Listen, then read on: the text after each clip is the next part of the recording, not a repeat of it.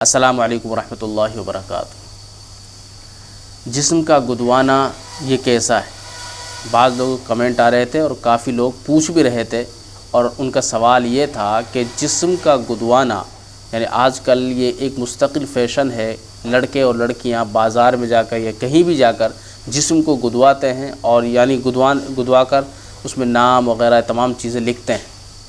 تو یہ کیسا ہے؟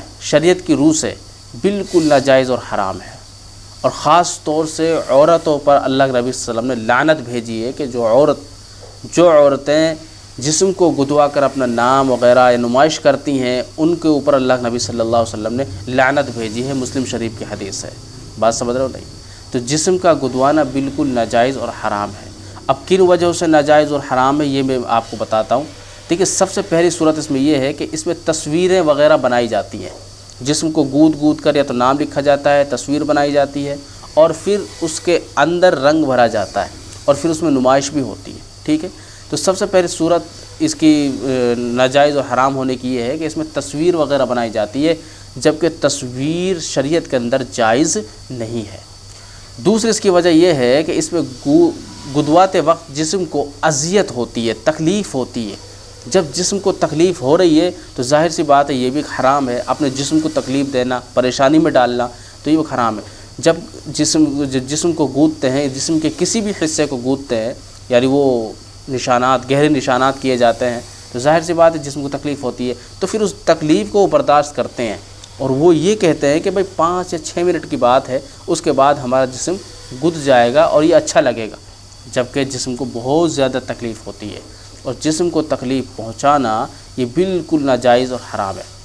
اس کے بعد تیسری وجہ اس کی یہ ہے کہ نامحرم مرد اس کو انجام دیتے ہیں، یعنی ہم کسی پر اگر اس کو کسی بھی حصے کو، جسم کے کسی بھی حصے کو گدواتے ہیں، تو اس کام کو نامحرم انجام دیتے ہیں۔ مثال تو کوئی لڑکی گدوا رہی ہے، نام بنوا رہی ہے، یا فوٹو بنوا رہی ہے، یا تصویر بنا رہی ہے، کچھ بھی بنوا رہی ہے، تو سب سے پہلے یہ گودنے والے جو ہوتے ہیں نا، یہ ہوتے ہیں نامحرم، جبکہ نامحرم سے پردہ کرنا بہت ضروری ہوتا ہے، اور شریعت کے اندر تو مستقل عورت کے لیے پردے کا انتظام ہے، پردے کا حکم ہے میرے بھائی، تو پھر یہ جائز کہاں سے ہو جائے گا؟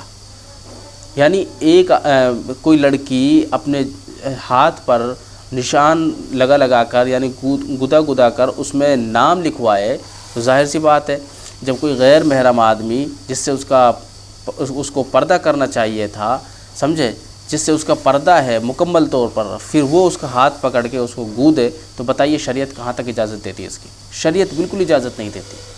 تو یہ بھی ایک وجہ اس کی یہ بھی ہے۔ چوتھی وجہ اس کی یہ ہے کہ ایسے حصوں کی بے پردگی اور نمائش ہوتی ہے جن کا چھپانا بہت ضروری ہوتا ہے، جبکہ عورت کے لیے تو پردے کا حکم ہے، سمجھے، تو نمائش کرنا یہ بھی ایک گناہ ہے۔ ظاہر سی بات ہے جب ہم ہاتھ کے اندر گدا کر اپنا نام یا کوئی تصویر لکھیں گے، تو ظاہر سی بات اس کو دکھائیں گے تو اس میں نمائش ہوگی، لوگوں کو دکھائیں گے، ٹھیک ہے، تو یہ بالکل ناجائز ہے، چوتھی روح سے۔ اسی طریقے سے پانچویں وجہ اس کی یہ ہے کہ نبی اکرم صلی اللہ علیہ وسلم نے اس عمل کو موجب لعنت قرار دیا ہے، اس کے اوپر لعنت بھیجی ہے جو جسم کو گدوائے، ٹھیک ہے۔ دیکھیں، اس کے اندر دونوں شریک ہوتے ہیں، یہ نہیں ہے کہ جو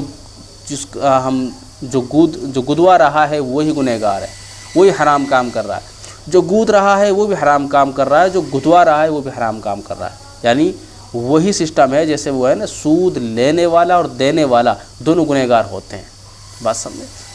اب سود لینے والا ہی تو گنہگار نہیں ہوتا نا، سود لینے والا اور دینے والا دونوں گنہگار ہوتے ہیں، تو اسی طریقے سے یہ گودنے والا اور گدوانے والا یہ دونوں گنہگار ہیں، یہ دونوں حرام کام کر رہے ہیں۔ بہرحال ان تمام وجوہ کی بنا پر اس عمل سے گریز کرنا ضروری ہے، اور کوشش کرنی چاہیے کہ لعنت کے موجب اعمال سے خود کو دور رکھا جائے۔ بتائیے کتنی بڑی بات ہے کہ اللہ کے نبی صلی اللہ علیہ وسلم اس پر لعنت بھیج رہے ہیں جو جسم کو گدوا رہا ہے۔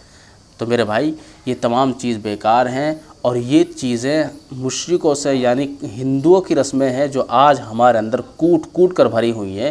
اللہ کے نبی صلی اللہ علیہ وسلم نے بالکل اس بارے میں منع فرمایا، اور اللہ کے نبی صلی اللہ علیہ وسلم جس بارے میں منع فرما دیں اس چیز کو بالکل نہ کریں، بات سمجھ رہی؟